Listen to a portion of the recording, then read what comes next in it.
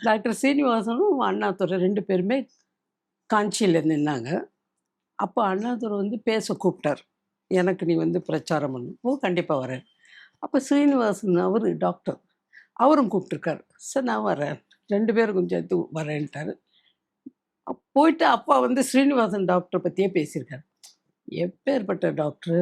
அவரு கைராசி என்ன? உங்களுக்கெல்லாம் அவர தெரியுமான்னு? எங்களுக்கெல்லாம் நல்லா தெரியும். எவ்வளோ ராசியானவர். அவர் ஒரு மருந்து குடுத்தா உடனே அடுத்த மருந்து சாப்பிட வேண்டாம். இல்லையான்னு? ஆமா, ஆமான்னு. அப்பேர்ப்பட்ட டாக்டர எதுக்கு நீங்க அனுப்புறீங்க? அவர இங்க வச்சுக்கங்க. இவர அனுப்புங்க. அதனால 2 பேரும் மனசும் கோணாம சொல்ட்டாரு. சீனிவாசன் டாக்டர். ஏன்னா பொதுக்கூட்டங்கள்ல பொதுவாமா நீங்க ஆரம்பத்துல ஒண்ணு சொன்னீங்க. பெண்கள இழிவுபடுத்துற மாரி ஒரு வசனம் கூட அப்பா பேசினதே கிடையாது. பொதுக்கூட்டம்ல சினிமால கிடையாது. சினிமாலயே கிடையாது. பாட்டுல கிடையாது. கிடையாது. பொது மேடைகள்லயுமே ஏன்னா வந்து இப்பயாவது நமக்கு யூடியூப் அது இதுன்னு என்ன பேசினாலும் டக்குன்னு வந்துரும். ஆனா இப்பயுமே கூட நிறைய பேர் அதுக்கு பயந்து பேசாம இருக்காங்க. பட் முன்னாடி எல்லாம் அப்படி கிடையாது. அதாவது ஒரு 10, 20 வருஷத்துக்கு முன்னாடி வர வார்த்தைகள்லாம் எடகுடமா இருக்கும்.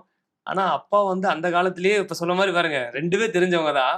யார் மனசு கோணாத மாரி பேசி எல்லாருக்கும் பிடிச்ச மாரி அதே பேசிட்டு மாரி வராரு. அவருக்கு இந்த கல்யாணம் பண்ணா அதுக்கு டவுரி அது பிடிக்காது. வரதட்சணை சொல்லுங்க. அதுக்குன்னு பணம்னு ஒரு படம் எடுத்தாரு.